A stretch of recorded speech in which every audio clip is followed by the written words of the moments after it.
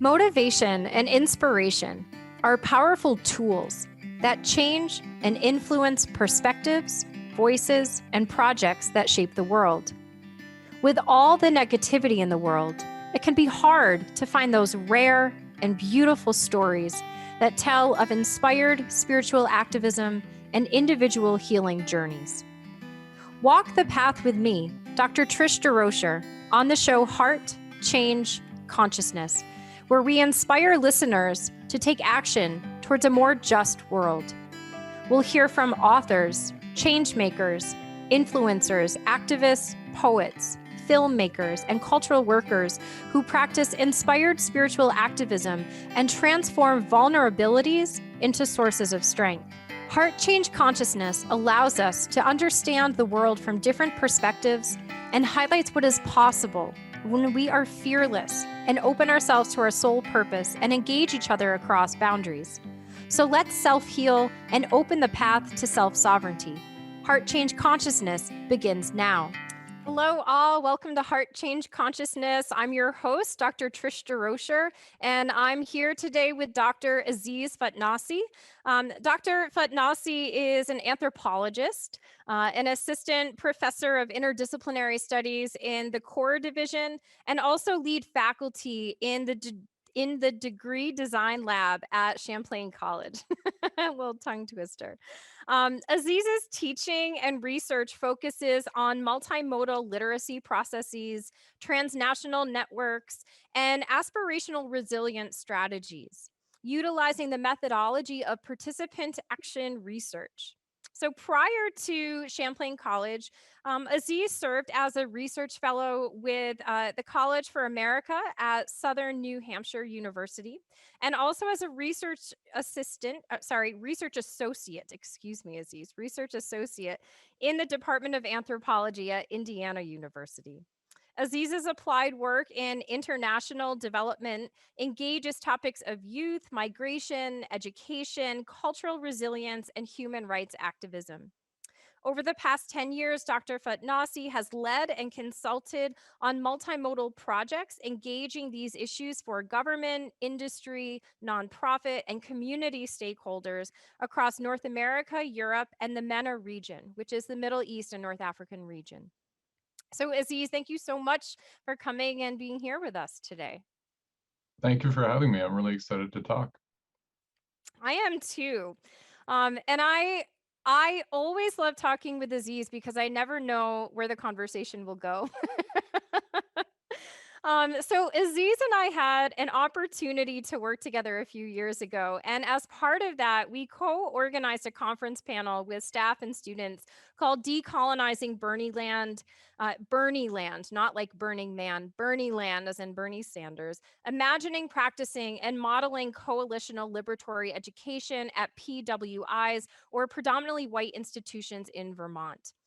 For the National Women's Studies Conference. And that brought us to have sustained conversations about many of the topics that we'll discuss today, including the limits of institutional diversity, equity, and inclusion initiatives, and what it means to really practice and model alternative forms of community and pedagogy that encourage people, whether college students or global citizens, to share space and to show up with our full humanity and to really meet each other in dialogue and reciprocal exchange without downplaying and also without exaggerating the different histories and cultural expressions that we bring, right? Chandra Mohanty has a phrase called common differences, right? How do we kind of show up with our common differences and really meet each other in these dialogues? So, you know, I love having conversations with Aziz because our training, our background is very, very different, right? Our life paths have been very, very different. And there's also a lot of overlaps in our ethos, right? So talking with Aziz always makes me rethink things that I thought I understood with new language and new frameworks and new concepts. And I love that Aziz approaches everything with groundedness and a deep curiosity, right? So when we did work together in faculty meetings, I would always find myself all worked up. Even though I would coach myself before the meetings to be like, not this time, you're going to stay calm this time. And then it didn't happen. And then, then I would hear Aziz kind of very calmly and deliberately, somehow, kindly, somehow explain why a proposed idea is misguided, right? And so Aziz has a lot of patience and humility that allows them to really listen to what other people are saying, not because the ideas are necessarily valid, but just because Aziz is clear enough to hold on to their own worldview and truth that they don't need to speak over someone else. And so instead, they listen and learn like any good anthropologist. And so I've taken quite a few notes from Aziz on how to do this. And I also just want to mention that Aziz is really dearly loved by their students, which, when you're teaching about global issues, it's not the easiest thing to achieve, especially at a predominantly white college in the Northeast in the US. So I just want to mention that. So Aziz, you have so many different hats and so many different layers. At one time you were a pretty serious hockey player, and I just found out you also had an undergraduate minor in sustainable landscape horticulture, which explains some of our conversations about gardening and permaculture and these kind of things. I'm wondering if you can share with our listeners just more about who you are, your journey, and what has brought you to do the work that you're doing in the world. Yeah, thanks, Trish. That was quite the introduction. I really appreciate your kind words as well. Yeah, like you said, I'm an assistant professor of interdisciplinary studies and a lead faculty in the degree design lab, which is indeed a tongue twister. But quite generally, I'm an anthropologist. And what I do is try to examine the world around me and make sense of the meaningful engagements that I have with other people and that other people have with each other. And so for me, getting into the work that I do is really a practice of personal interest because I myself want to learn in environments that are equitable and inclusive. So going through undergraduate at the University of Vermont, studying anthropology, I kind of had the chance to engage with a lot of different perspectives that I wouldn't have engaged with otherwise. And those kind of compounded through my practical work in going and exploring my cultural heritage, which is Tunisian heritage, up in Montreal. Was lucky to do some independent studies with a professor at UVM, Dr. Emily Mineta, in linguistics. And essentially, this kind of spurred my curiosity and interest in cultural exchange. I myself had experienced some intercultural discomfort growing up as the child of a Tunisian and an American, and trying to fit in between two cultures was kind of confusing in many ways. So I set my sights to do work around this and to actually try to make sense through some models and structures of thought to help myself process it. So that just kind of connects to what I do today. I really see research and teaching as intimately connected and equally informative.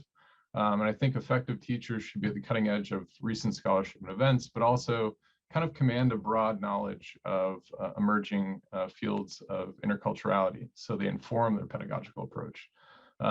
Much like our students' lives, our academic fields aren't just collections of facts, stories, and concepts, but they're dynamic areas of engagement. And if we treat this as a possibility to engage, it can be a rewarding exercise. So that's brought me to where I am today. Mhm. Yeah, and I think it's so often our personal journeys, right, lead us to our work in the world, because at a certain point when we cultivate some tools and skills and structures, right, as you're suggesting, right, we just want to share those, right, and kind of connect with other people, and yeah, so that they don't have to kind of stumble in the dark, that maybe in the same way that we have. Yeah. Um, so Aziz, you are currently co-lead faculty and director of intercultural and experiential learning in the degree design lab, got at that time at Champlain College, where you've also taken a lead role in generating intercultural competencies for the college. And so as part of prepping for our time today, I read a book chapter that Aziz wrote called Multimodal Ethnography as Pedagogy, Developing Interculturality in General Education. And in this piece, Aziz cites a scholar, Deardoff, that defines intercultural competence as effective and appropriate behavior and communication in intercultural situations, which can be further detailed in terms of indicators of appropriate behavior in specific contexts, right? So already we're hearing how it's not just kind of intellectual ideas that you're working with, but applied. Like, how do we bring these tools into our daily life practices? So Aziz, I'm wondering if you can tell us more in your own words what interculturality and intercultural competence means to you and why it's important. And then, what skill sets and mindsets and literacies are needed to create a space of intercultural competence. And then as I was sitting with this, because I was thinking about like the intercultural competencies, I'm wondering if there's a difference between intercultural literacy and intercultural competence, right? It feels to me like competence is like the bare minimum, like the basic that we want to get to, and that literacy might be something a little more skillful. Yeah, as you've mentioned, there are a number of concepts kind of packed into interculturality. And for me, this was kind of the beginning of my journey, was to try and figure out what the overall consensus might be. And I found this definition, which you read out, the effective and appropriate behavior of communication and communication in intercultural situations, which again can be further detailed. In terms of indicators of appropriate behavior in specific contexts, quite a mouthful. And I found it to be a bit generic. I mean, what are these indicators? What are these appropriate behaviors, and what are these specific contexts? And Deardoff, to her credit, kind of goes on and talks about some key components in developing this competence. So, assessing kind of the world around you, developing an iterative mindset towards development itself, developing critical literacies, which kind of gets at what you were talking about a bit around knowledge creation, acquisition, and deployment, attitudinal reorientation towards respect, openness, and curiosity, and something that kind of attracts me the most as an anthropologist, the cultivation of an emic and etic perspective, so internal and external perspectives. In terms of doing all this stuff, though, I think, sometimes when we use the term literacy, we might limit ourselves to the textual, thinking mostly about engaging with, asynchronous works of people from other cultures.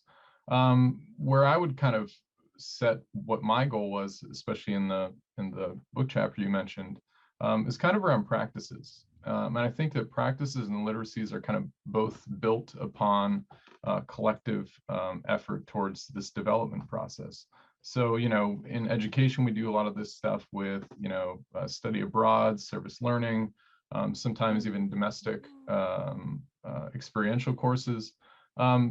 But the point is, to create these things, you need to have real world spaces. It's very hard, and this is one of, again, the problems of anthropology.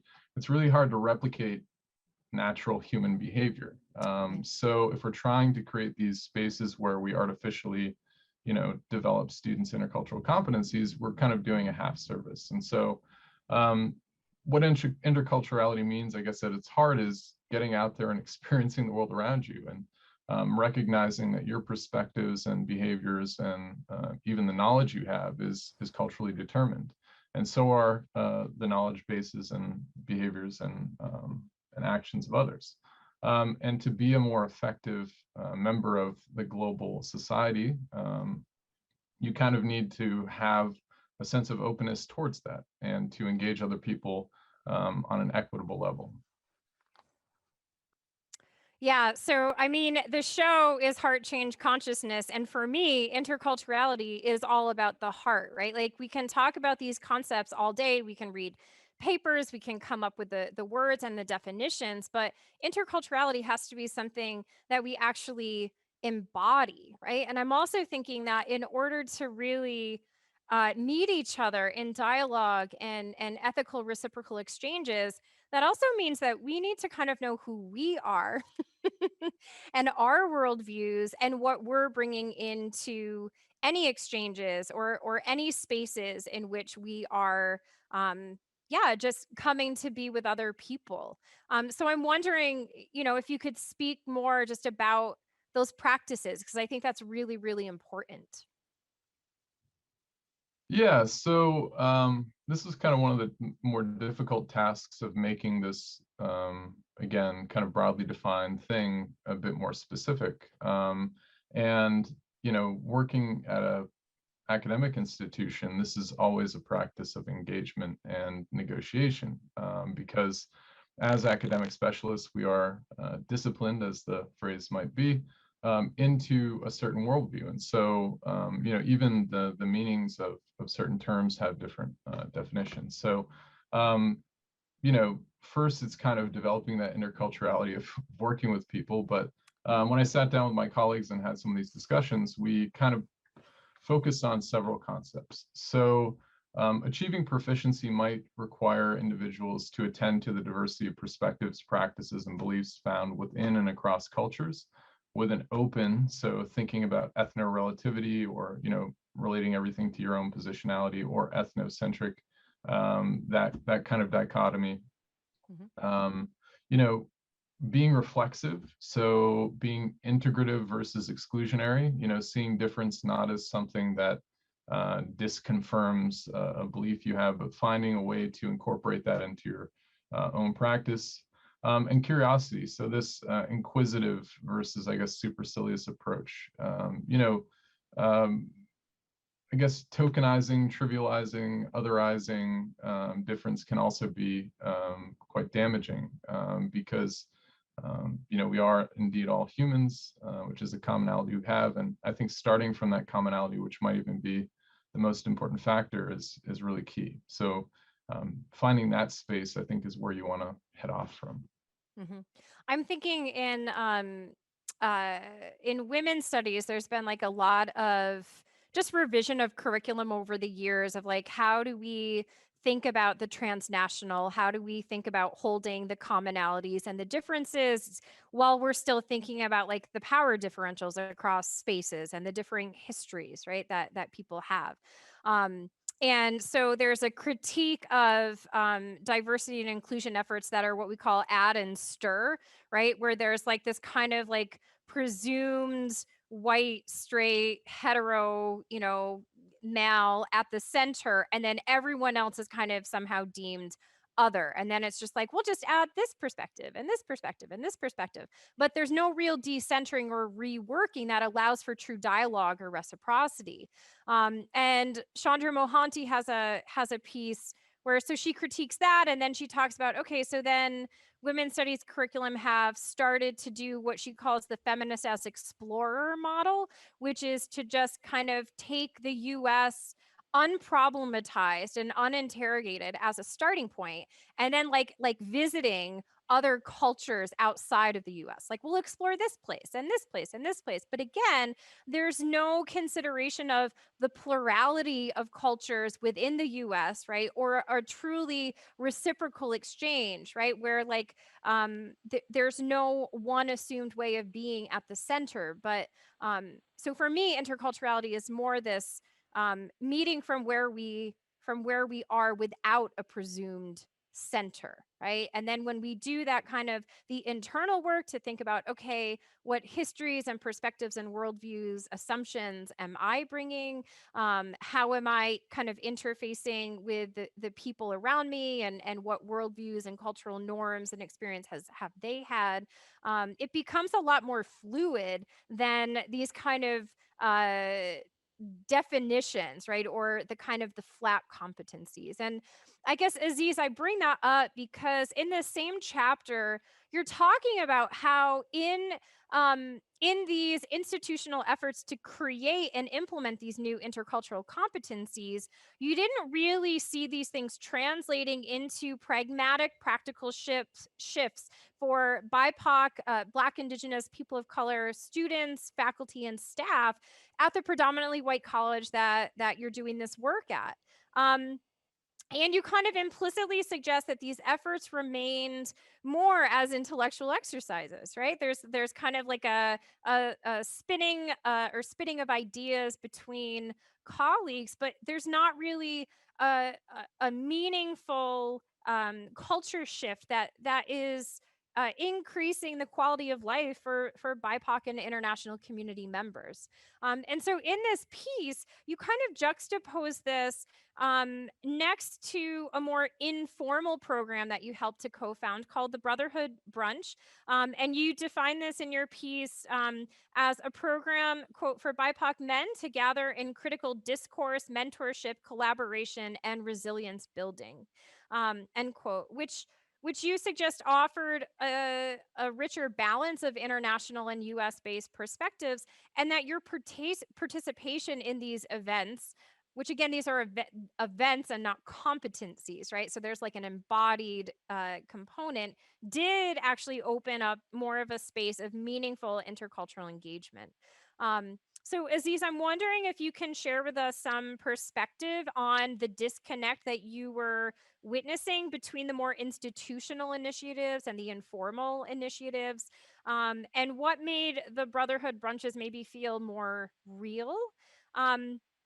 And I'm wondering how might a more horizontal approach to the informal gatherings differ from perhaps a more vertical, power dynamic approach to creating competencies, and just how your background in community-driven initiatives might have informed the kind of space you were able to cultivate. Yeah, thank you for that question. I mean, I think one of the things that often stymies a lot of my hope, I guess, is institutions.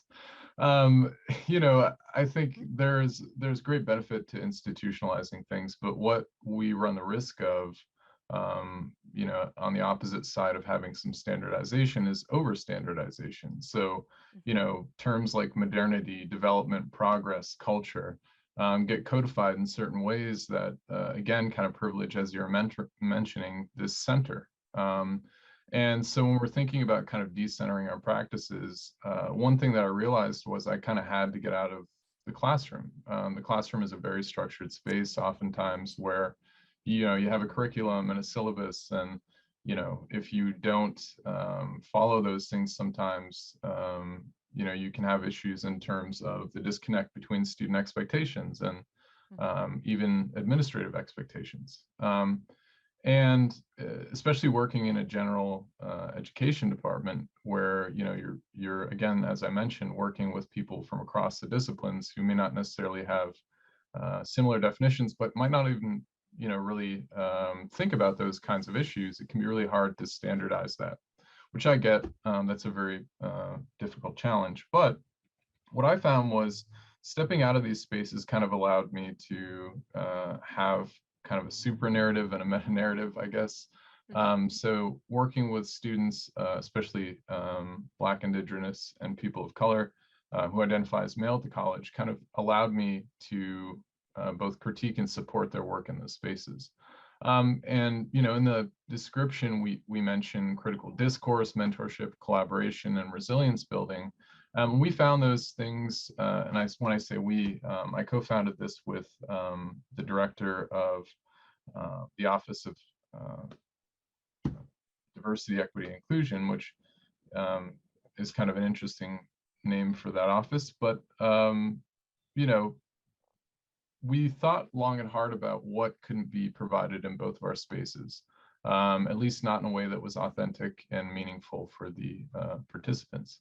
And it was this kind of engagement. So what we decided to do was to talk with students over lunch, essentially, or brunch, to get in local BIPOC professionals who, in some instances, had experienced certain topics we were engaging with, things like police violence, economic injustice, social injustice, and even just the everyday kind of living of life that one has to do, especially in the Northeast, while BIPOC.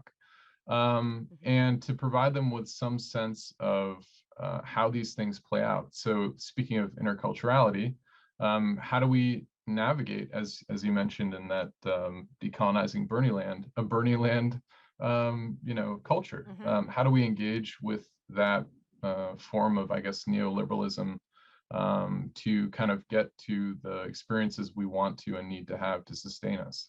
And that was a big part of it, sustaining. I myself, during the year that we created this program, felt a bit dejected from the responses that institutions were giving to many of these events happening around the country and around the world.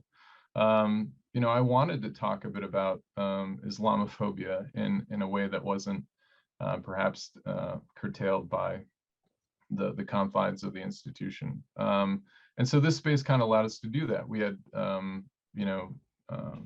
American and non-American participants, which I don't want to bifurcate their views geographically, but in terms of the conversation, we were able to kind of escape this monofocal context of how Blackness and indigeneity and being a person of color is experienced.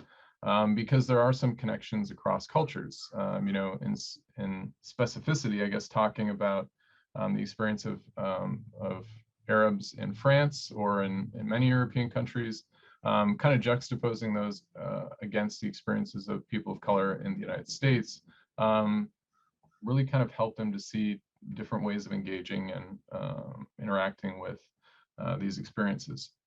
So that was, I think, really, really key. Mm-hmm. Yeah.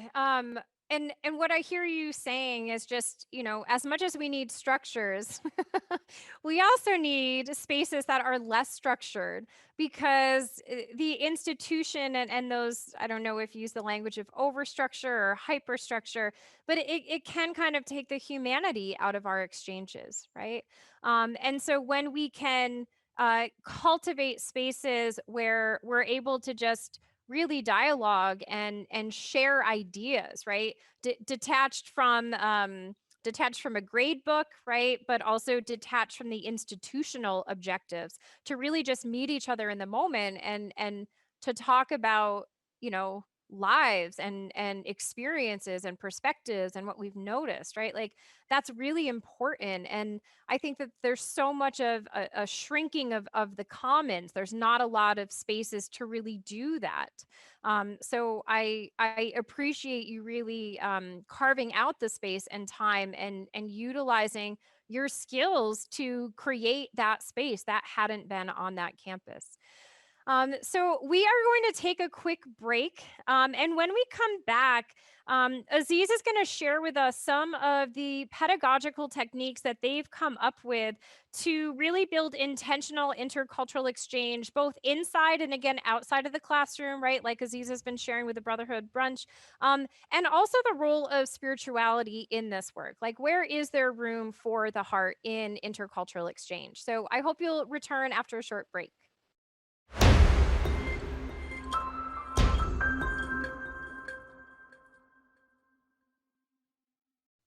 Hello, all. I'm Dr. Trish DeRocher, and you are joining us today on Heart.Change.Consciousness. We're coming back. We're here with Dr. Aziz Fatnassi.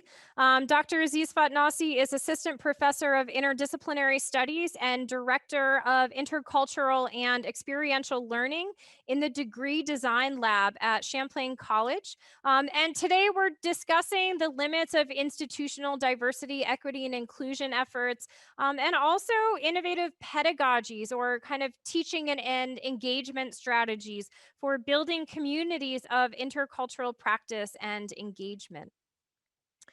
So where we left off, we were talking about one of Aziz's kind of points of entry with the Brotherhood Brunch, and creating these spaces and pockets where there can be more intentional, informal intercultural exchange on college campuses. And, you know, I'd love to think a little bit more in terms of inside the classroom, right? So there's like the institutional, um, mandates that are kind of coming down that you're even working with in terms of intercultural competencies. There's the informal spaces outside of the classroom that you're cultivating, through the example of the Brotherhood Brunch. And then there's also your teaching practices inside the classroom. And I've always thought about the classroom as kind of a micro level of the macro, right? Or a microcosm of the macro, where everything that's going on out in the world is also happening in the classroom. So the more that we can kind of help students see that and have some skills, it's not just for the classroom, but also how they can bring that out into the world.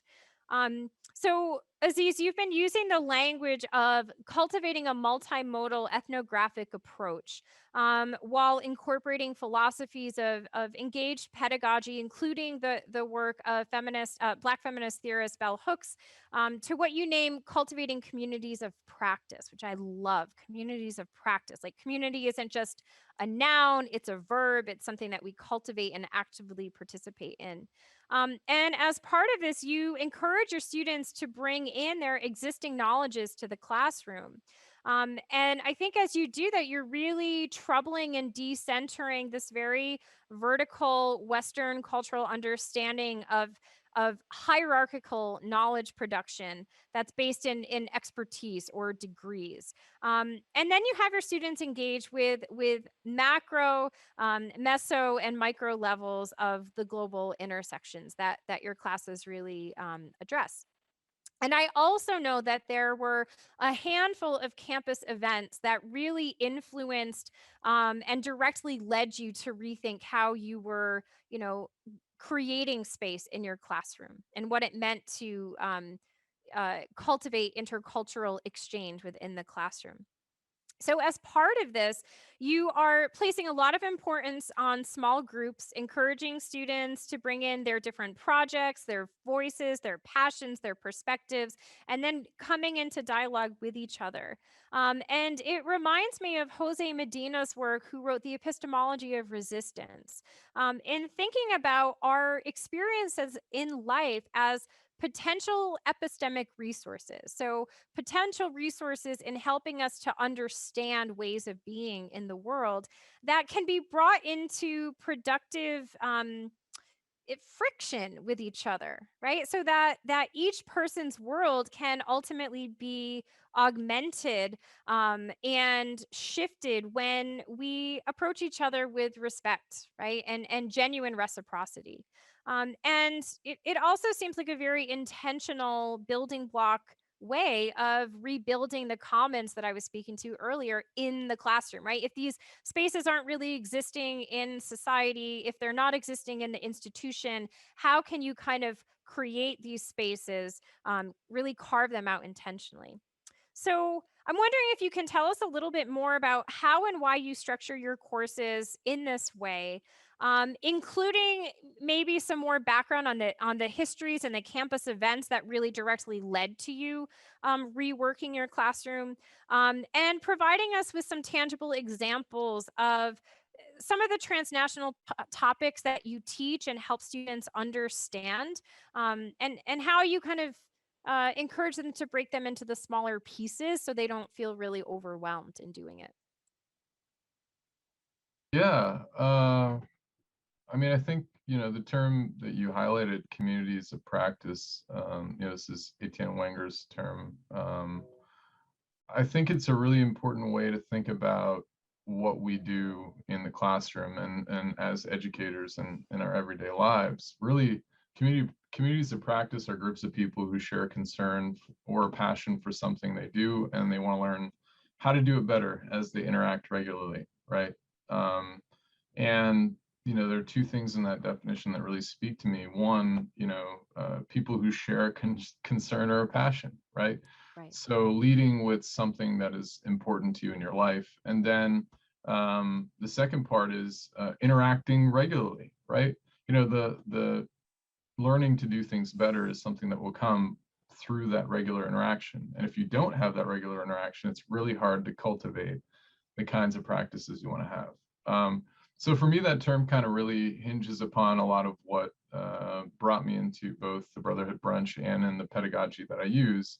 I started teaching at the college in 2017, and this is a period of, nationwide trauma, really, with the continued killing of Black men and Black women and Black trans folk by police and other aggressors. It also coincided with the rise of white nationalism in the state of Vermont. We had a number of white nationalist posters put up at colleges and universities in the area. And this was a very concerning time. The sense of instability, precarity, a fear of personal harm was very omnipresent. And as a BIPOC individual who grew up in this area, I mean, it's not the most unfamiliar feeling to me, but it was definitely palpable how it affected people's behaviors on campus.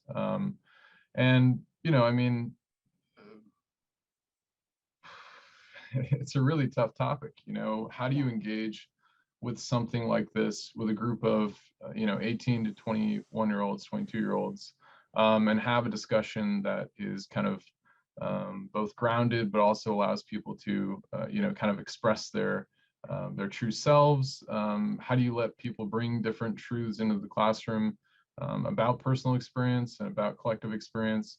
I saw students doing this themselves. So going out and having protests on campus, or walking in on faculty senate meetings, or, otherwise, doing these acts of resistance, and, even acts of resolution, right? So students came up with this acronym called SNAP to help professors kind of understand how to de-escalate these situations in the classroom, stopping discussions, naming issues, addressing those issues, and promoting change.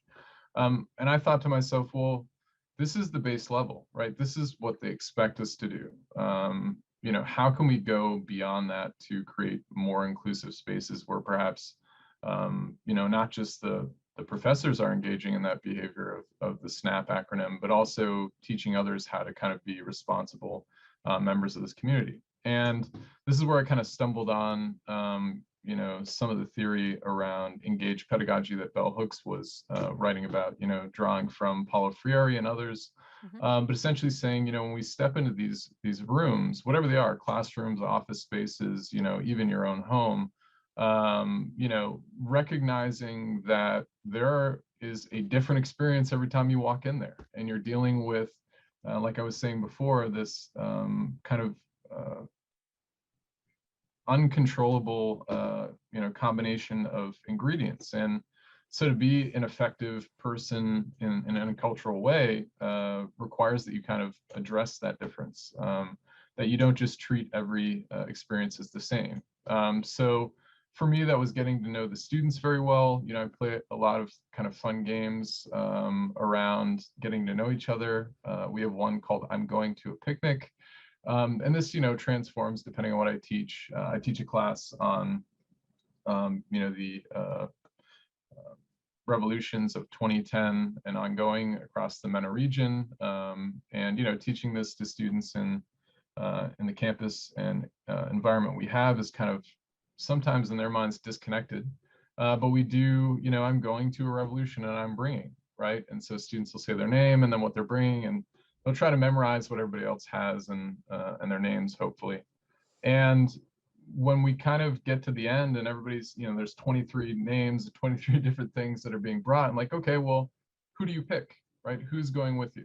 And we have discussions about what people choose. Some people choose signs and I'm going to bring food. And some people are like, no, I'm going to bring weapons, right? Now, this is a very real experience, but having somewhat decontextualized it from a direct experience, we kind of have the chance to have a more open discussion about it. And especially from something that is so far removed from a student's everyday experience, at least the students that comprise my classroom. they kind of start making those connections themselves. So I guess in a roundabout way, trying to get students to experience interculturality, not just teaching them the concepts. It'd be all well and good if I could walk into a classroom and say, okay, listen, everybody, here is the theory that you need to know to do this. But for many students, that just doesn't cut it. And so, even thinking about how I teach certain subjects, talking about globalization and the world around me, it's not just texts. I have students engaging with people who are from the countries that we're talking about, who are experiencing the things that we're trying to understand, and not in a way where I'm moderating what that person's saying or otherwise curtailing them, but allowing them to express exactly what's happening. For a lot of us, we get our knowledge of the world through the news, and this is a filter bubble, just like the internet or any of these other multimodal technologies that we engage the world through. They're also lenses, right? So we kind of have to sometimes find ways to move those lenses aside or take them off if we can, to see the world as other people see it. Mm-hmm. Mm-hmm.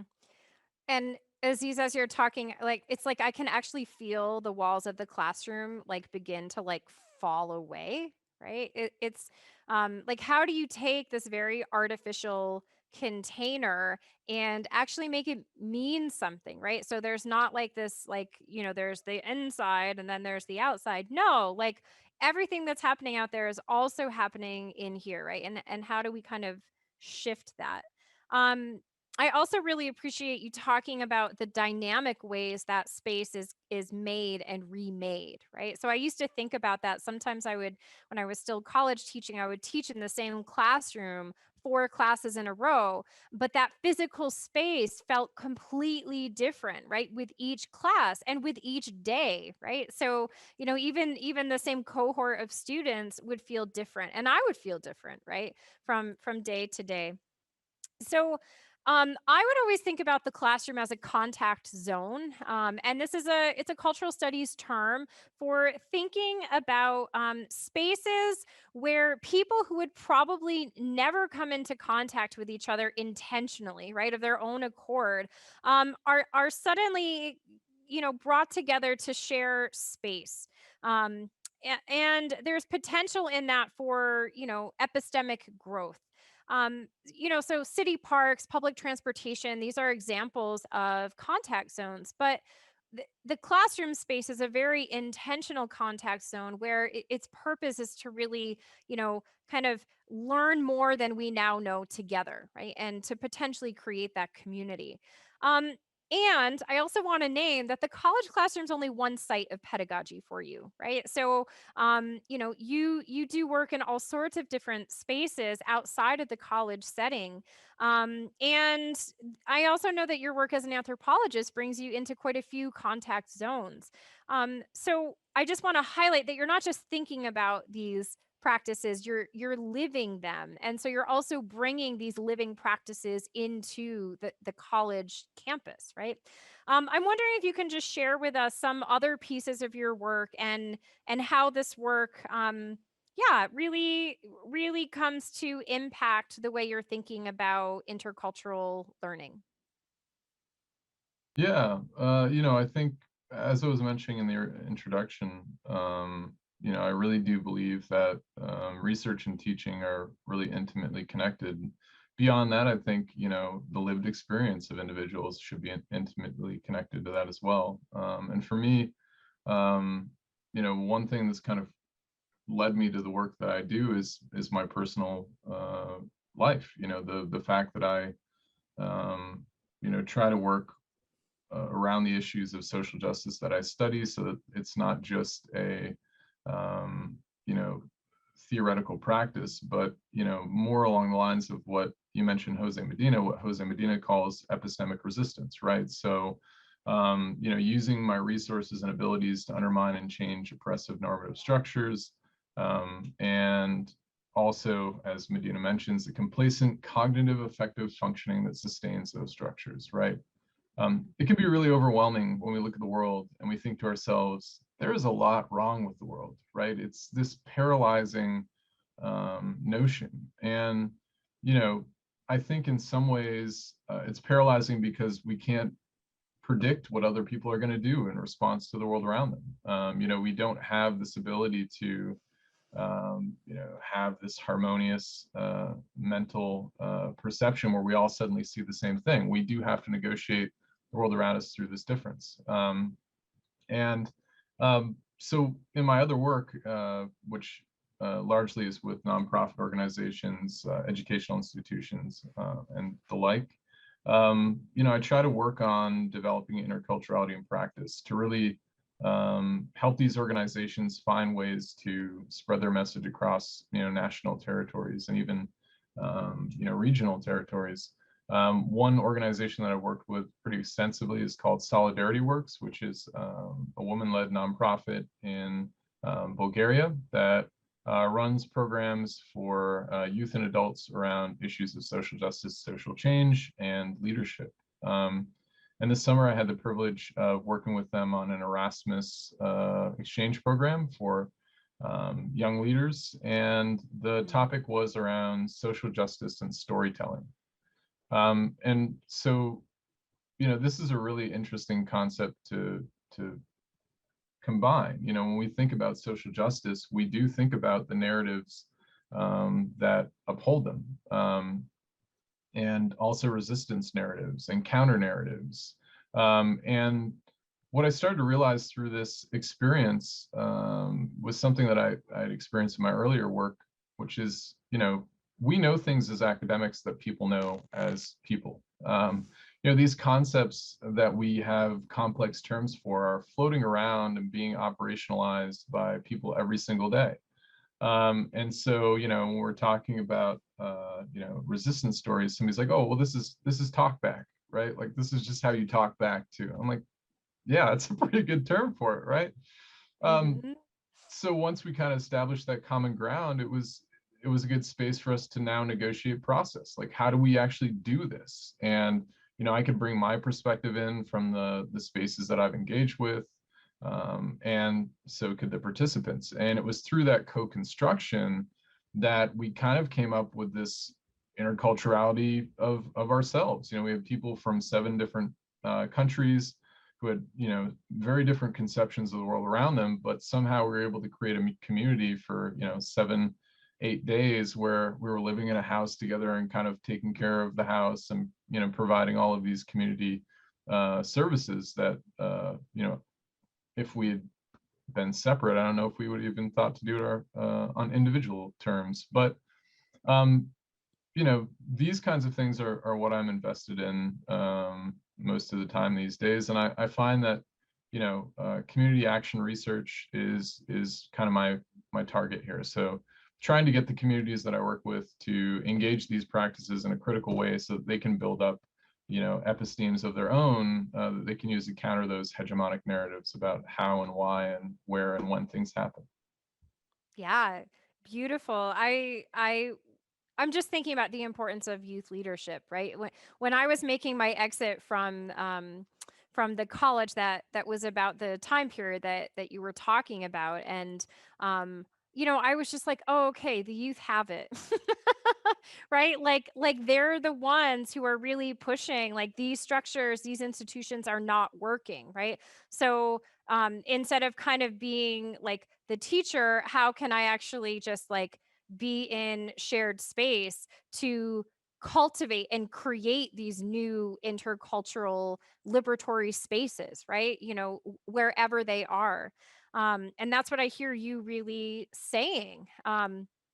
And I think just kind of as a side note, understanding that academia is also a culture, and it's a culture that isolates a lot of people, and takes a very arrogant posture. So I love that language of talking back, and that part of intercultural exchange is being able to listen to each other's words and metaphors and paradigms and points of reference, and understanding how they overlap. So Aziz, we are unfortunately almost at the end. I'm wondering if you can just, kind of quickly speak to how spirituality kind of fits into this work for you. And also, just any wisdom, any insights or vision dream building that you want to leave our listeners with. Yeah, spirituality for me kind of plays a really important role in the work that I do.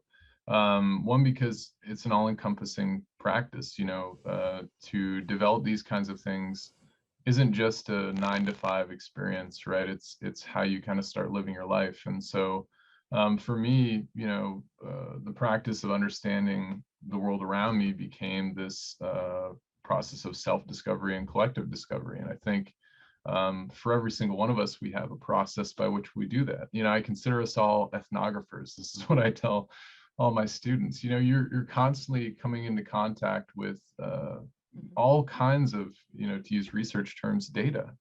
And if you just let it kind of bounce off you and don't, take into account what it's trying to lead you to, yeah, you might find yourself lost. But if you can find a way to develop a critical consciousness, some center of yourself, or even decenter of yourself from which to engage this, I think you'll be in a better place.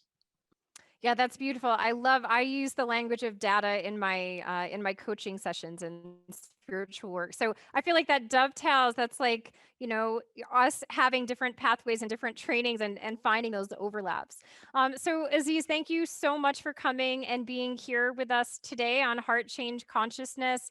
If you're interested in listening to other episodes of Heart.Change.Consciousness or finding more out about my work, you can just visit transformativeconsciousness.com. That's transformativeconsciousness.com. And again, Aziz, thank you so much for being here with us, and listeners, thank you for coming and being here with us today. Thank you for tuning in to Heart Change Consciousness on transformationtalkradio.com with me, Dr. Trish DeRocher. Make sure to come back next time so we can continue to awaken your soul purpose. Look forward to more conversations with your favorite authors, changemakers, influencers, activists, and many more who practice inspired spiritual activism and transform vulnerabilities into sources of strength. For more information about me and transformative consciousness coaching, visit transformativeconsciousness.com.